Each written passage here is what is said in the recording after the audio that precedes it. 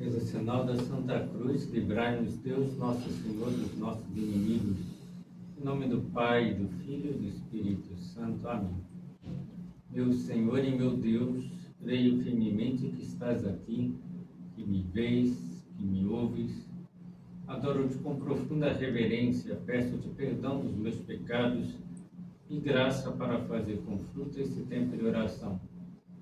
Minha Mãe Imaculada, São José, meu Pai e Senhor, meu anjo da guarda, intercedei por mim.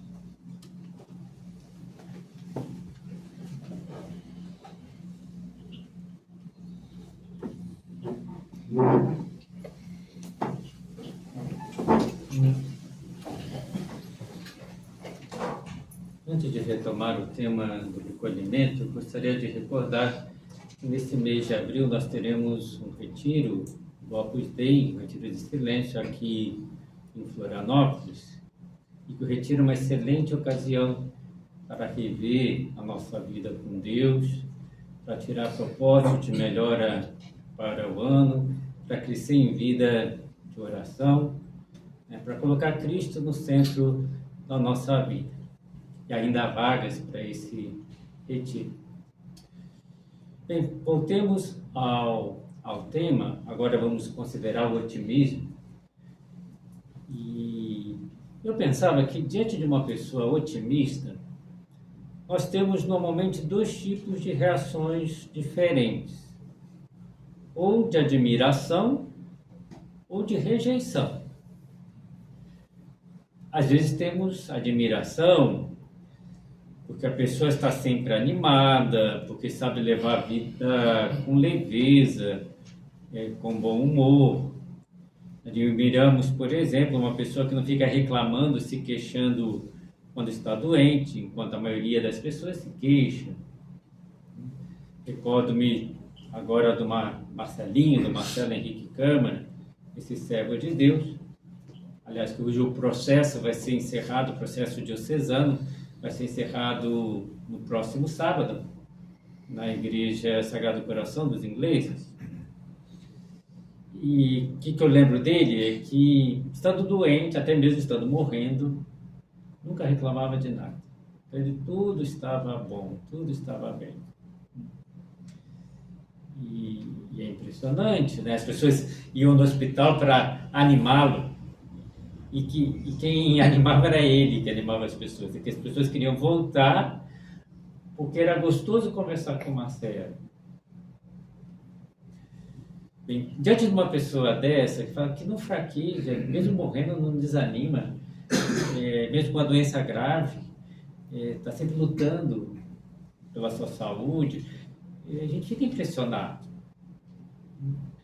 Mas também em coisas mais simples, a gente fica impressionado, como tem algumas pessoas que enfrentam, sei, uma excursão, que está chovendo, mas com ânimo, e transmite esse ânimo para os outros que mantêm a esperança de que sua vida vai melhorar e colocam os meios para que isso ocorra.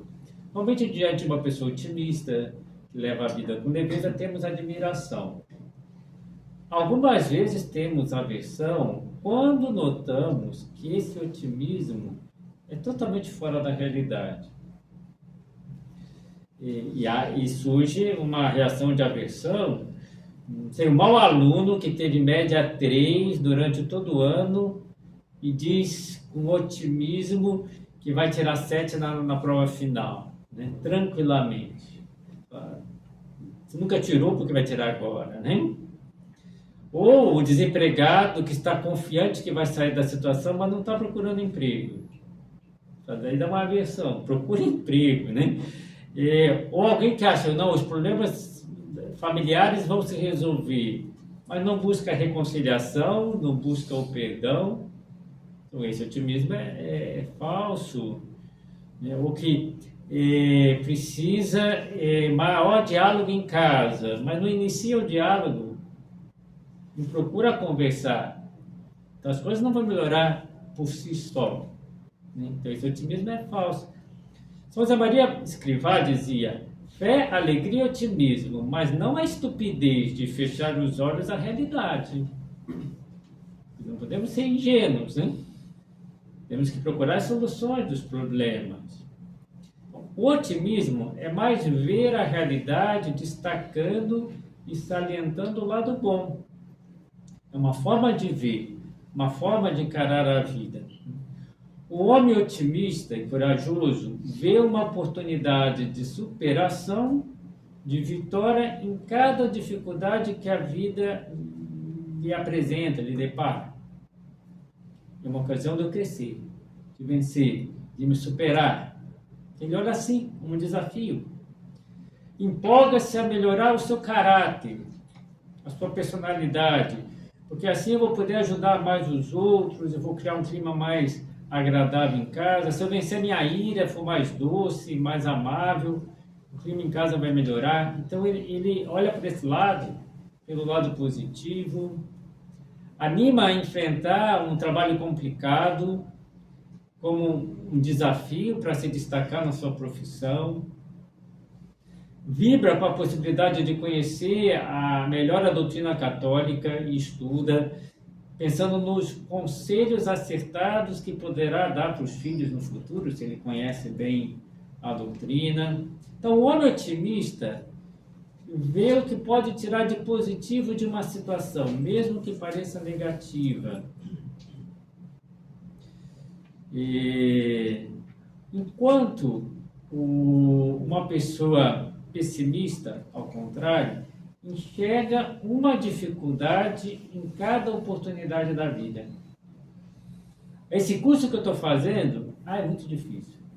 Em vez de ver a possibilidade de melhorar, é muito difícil. Conseguir tempo para os amigos é muito complicado. Mas cultivar amizade é algo muito bom. Ele não olha por esse lado. Nossa, esse trabalho custa muito. Então, é preciso mudar a atitude. São mais importantes as atitudes que os fatos. Mais importante do que o êxito e o fracasso é a atitude nossa diante deles. Tem pessoas que diante de um fracasso se afundam e tem pessoas que não se afundam. Aprendem uma lição para vencer depois. Outros, diante de um sucesso, sentem de orgulho, ficam vaidosos, tomam uma atitude errada. E uma boa parte da categoria humana de uma pessoa se mede pela sua reação, pelas suas atitudes, mais pelos fatos em si. E já vi muitas vezes mães que tiveram um filho especial, por exemplo, e que souberam ver no filho até como uma carícia de Deus, um chamado de Deus para que volte à religião. Eu falava com uma senhora que o filho, não vou dizer a idade, para que ninguém sabe, mas como já com uma certa idade que a criança não fala ainda. Né? E a mãe consegue ver as coisas positivas, né? Mesmo numa situação tão difícil. Então a gente tem que saber ver as coisas boas que estão por trás. Há um livro muito bom, até aconselho, porque é o tema do recolhimento, Otimismo, de Rafael Llanos Cifuentes. Né? Ele conta uma história real, antiga, né? De uma milionária norte-americana que estava ocupando uma luxuosa suíte. Aliás, ela morava no hotel mais luxuoso de Nova York. Mas ela estava com muito mau humor, porque ela não estava conseguindo descansar, porque no quarto vizinho tinha se instalado alguém, segundo ela, ficava martelando em cima do piano sem trégua, sem descanso. E foi falar com o gerente do hotel: eu pago uma fortuna cada semana, e se não mudarem de quarto, esse inoportuno, sou eu que mudará de hotel. E o gerente falou: desculpa, minha senhora, eu não sabia disso, vamos ver quem está ocupando o quarto vizinho ao da senhora. Ah, é claro, né? Dizia ele. Pensa que não haverá dificuldade na mudança, ele concordará, é uma pessoa muito educada. E ela ficou curiosa, falou assim: quem é? Né? É Paderewski, que deve estar ensaiando para o seu próximo concerto no Carnegie Hall. Paderewski, dizia a senhora. Eu adoro Paderewski. Né? Não me mude de quarto, não mude ele de quarto. Né? E a partir daí, daquele momento, ela passava horas a fio né? Com o ouvido na parede escutando paderébios. Antes era só um barulho que incomodava, porque ela não via melodia, só via o barulho. Depois passou a ser uma melodia. É uma história muito simples, mas tem essa lição por trás. Será que você descobrir a melodia que está por trás do barulho? Então, essa deve ser a nossa atitude.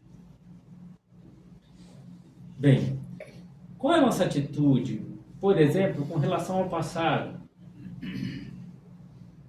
Tem pessoas que transformam o seu coração numa espécie de cemitério, né? Vai enterrando as recordações frustrantes do passado. Operação que eu tive que fazer no joelho, e que depois disso meu joelho nunca mais foi o mesmo. O acidente de carro que eu tive em determinado ano, a desavença familiar, o assalto na casa de um parente, o fracasso profissional numa determinada função que me deram, que eu não me adaptei. A pessoa parece que vai guardando só as coisas ruins. É preciso tirar esses cadáveres, desenterrar esses cadáveres. Veja, na vida de São José Maria Escrivá, houve muitas dificuldades. Quem leu a biografia dele sabe disso, né? Por exemplo, morreram 3 irmãs quando ele era pequeno, uma atrás da outra. Imagina para uma criança o que é isso. Morrer 3 irmãs pequenas. O negócio do pai dele faliu. E ele que era rico, passou de ser classe média baixa, né? Ficou, ficar pobre não ficou, mas teve uma queda grande do seu status, né? Teve uma doença severa, diabetes, tinha que tomar uma dose absurda de insulina por dia, e que a língua ficava cortada, e já não chegava direito por causa da diabetes, mil problemas de saúde, dormia muito mal. Uma guerra civil espanhola, que morreram 6.000 padres e freiras. E alguns amigos dele foram mortos. Guerra, e ele teve que escapar, passou fome. Ele teve que escapar da Espanha. A Guerra Mundial. Quantas coisas, né, na vida de um homem só, né? Quantas coisas difíceis. Quando ele tinha 50 anos de sacerdócio, uma vez ele comentou: um olhar para trás e tudo alegrias. Opa, como é isso, um olhar para trás e tudo alegria? Foi essa a vida dele. Um olhar para trás e tudo alegrias. Porque ele não guardava as coisas ruins, só guardava as coisas boas. Então, será que eu sou capaz de dizer um olhar para trás e tudo alegria? Porque eu vou guardando as coisas boas.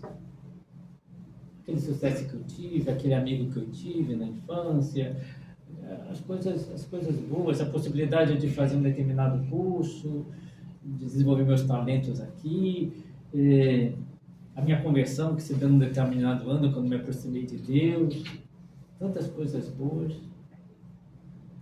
Há um costume cristão que nós temos no Opus Dei, não é só do Opus Dei, é que quando termina a missa, depois da comunhão, ficar alguns minutos, uns 10 minutos, agradecendo primeiro a missa que nós participamos, a comunhão que nós recebemos, esse dom imenso, né?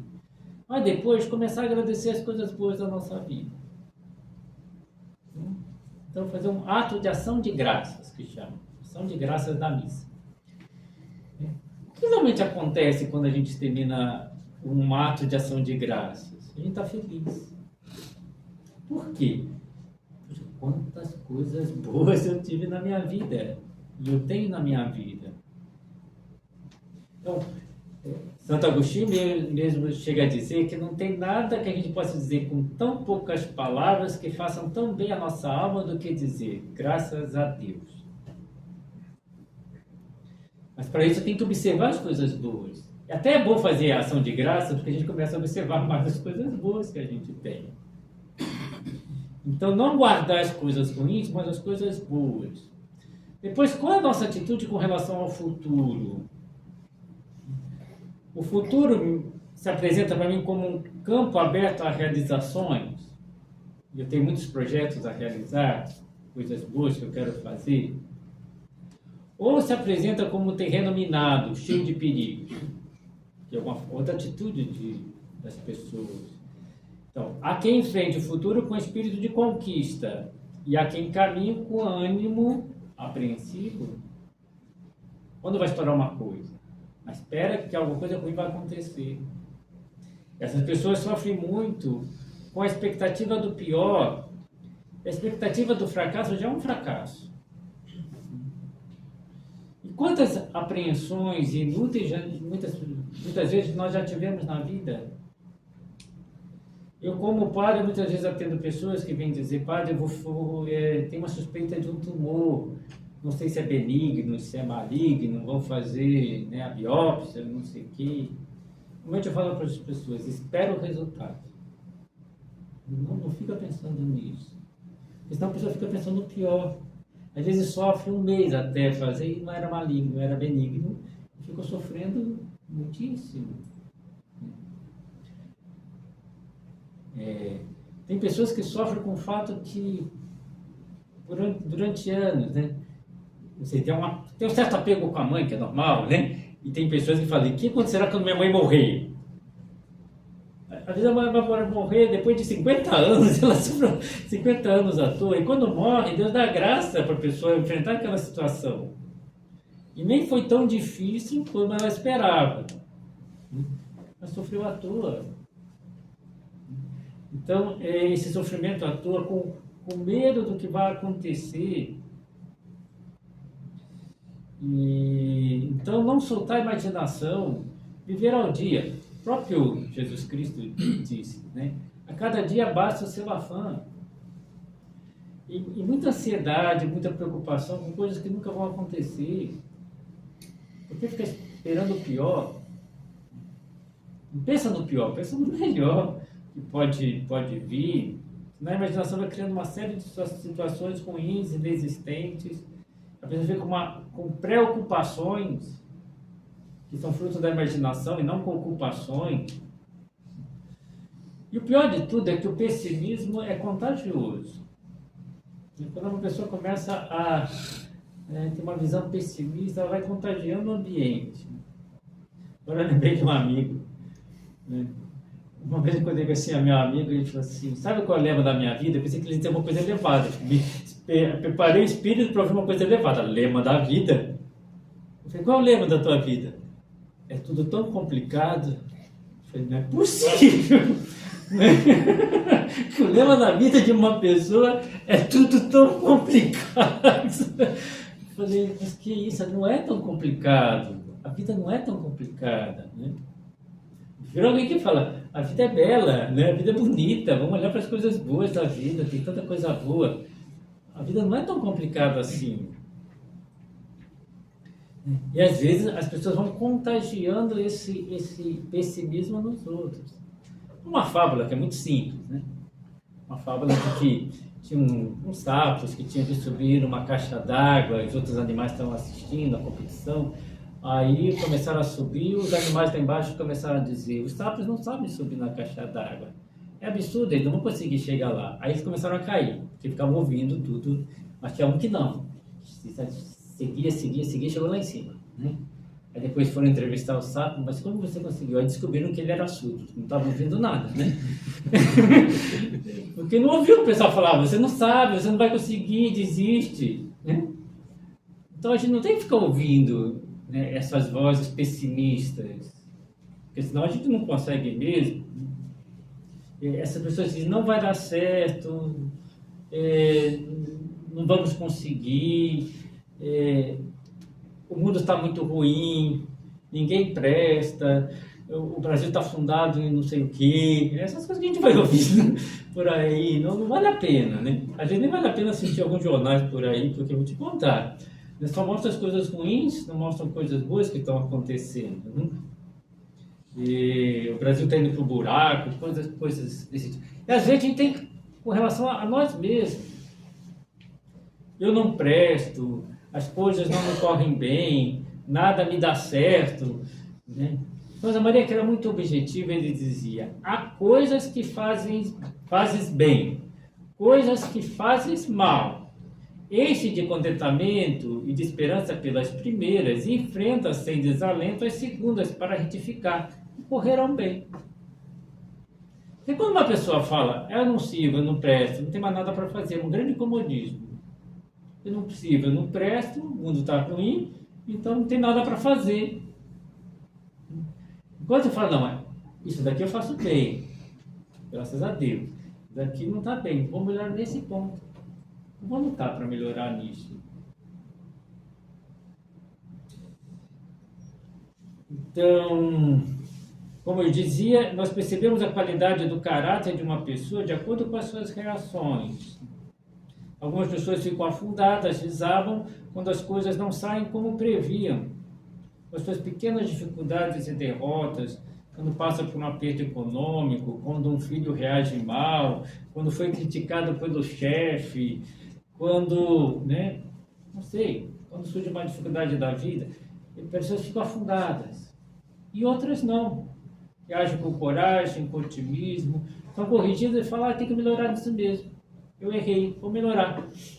Pronto, não cria um drama, não cria um problemão onde não tem.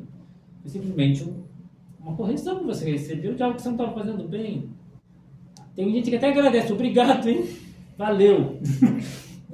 Então, e outras não ficam afundadas. Como o meu chefe foi falar isso para mim? E eu que tinha o autoconceito dele, eu valorizava tanto ele, por que eu não vou continuar valorizando? Ele está te pedindo de ajudar. Às vezes a pessoa tem uma visão negativa disso. Lembro também episódios na vida de São José Maria, que eu conheço bastante, porque li várias biografias dele, como ele enfrentava as coisas com bom humor, com leveza. Quando ele foi comprar a sede central do Opus Dei, eles não tinham dinheiro para comprar aquela sede. Depois foram conseguindo empréstimo e foram pagando pouco a pouco. Aí alguém chegou para São José Maria e disse, imagina, o proprietário está pedindo francos suíços. São José Maria falou assim, tanto faz a moeda, a gente não tem mesmo dinheiro. Aí riu, tanto faz, para quem não tem.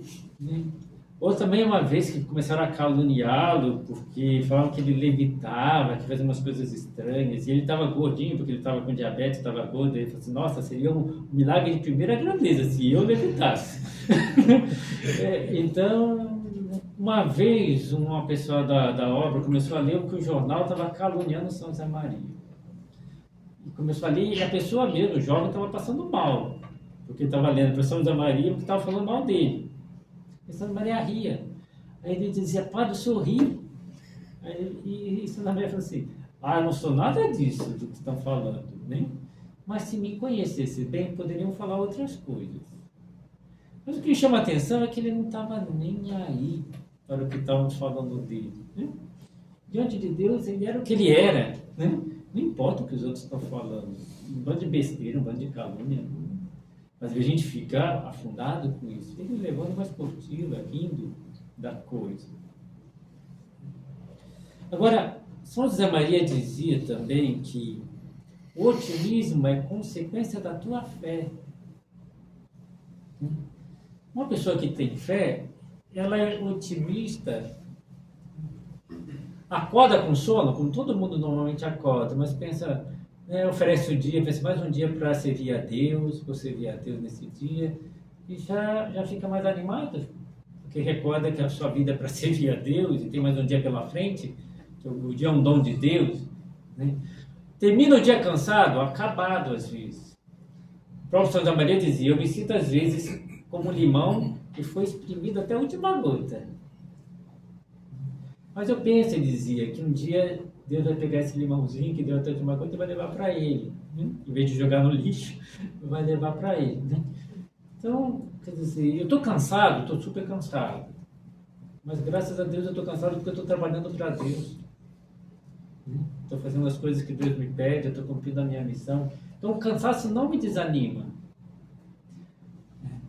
A gente pode até ficar mais quieto um dia que a gente está cansado, Mas a gente não fica triste.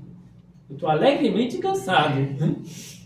A gente fica alegremente cansado, porque quantas coisas eu fiz hoje? Quanto eu pude servir a Deus? E quando alguma coisa dói, porque às vezes dói, principalmente com a idade, uma dor muscular, dor de cabeça, dor na coluna, etc., a gente pensa, quem tem fé, eu posso unir meu sofrimento ao sofrimento de Cristo na cruz. E meu sofrimento não é nada comparado com o de Cristo. Então, até das coisas ruins a gente se transforma em algo bom e não atribui maior importância às coisas que não tem. Então, levar a vida com leveza, com bom humor, porque temos fé. Deus é meu Pai, Deus está interessado na minha vida, nas minhas lutas, na minha santidade, Deus está tão presente na minha vida, Ele vive comigo. Isso influi no modo de ver as coisas. Deus dispõe a minha vida do modo providente, Deus está por trás de tudo, nada acontece por acaso. E Deus quer servir de mim como instrumento. Uma pessoa que tem fé, um homem casado que tem fé, fala, eu tenho graça de Deus para levar minha esposa e os filhos para Deus. Eu tenho fé no sacramento do matrimônio que eu recebi. Né? Então, vai dando ânimo, confiança. E nunca podemos perder esse bom humor, essa esperança, esse otimismo. Também em caminho, São José Maria dizia, quando te entregares a Deus, não haverá dificuldade que possa abalar o teu otimismo. Quando eu estiver abandonado em Deus, confiando em Deus, nada vai abalar o meu otimismo. Terminamos o experimento pensando no otimismo do próprio Cristo ressuscitado. Jesus Cristo ressuscitado parece que tem um bom humor, não sei se vocês concordam comigo, porque tem algumas atitudes dele que não precisava fazer, ele faz, parece, por brincadeira até. Por exemplo, quando os apóstolos estão pensando que é um fantasma, que Jesus aparece ressuscitado, o que ele faz? Come peixe. Jesus não precisava comer com o corpo glorioso. Mas imagina lá Jesus virando peixe, comendo, olha, sou eu mesmo, estou vivo, estou comendo, olha aqui. Isso é bom humor. Mesmo com os discípulos de Emaús, né, que Jesus passa uma longa viagem com eles, na hora do momento que eles reconhecem é Jesus, quando ele parte o pão, aí Jesus aparece. Porque Jesus pode desaparecer de uma hora para outra. Falo, tá bom, já reconheceram, tá bom, não precisa mais. Né? Parece brincadeira de Cristo com eles. Né? Jesus tem um bom humor. Ele nos ajude também a ter esse bom humor e um otimismo próprio de quem tem fé.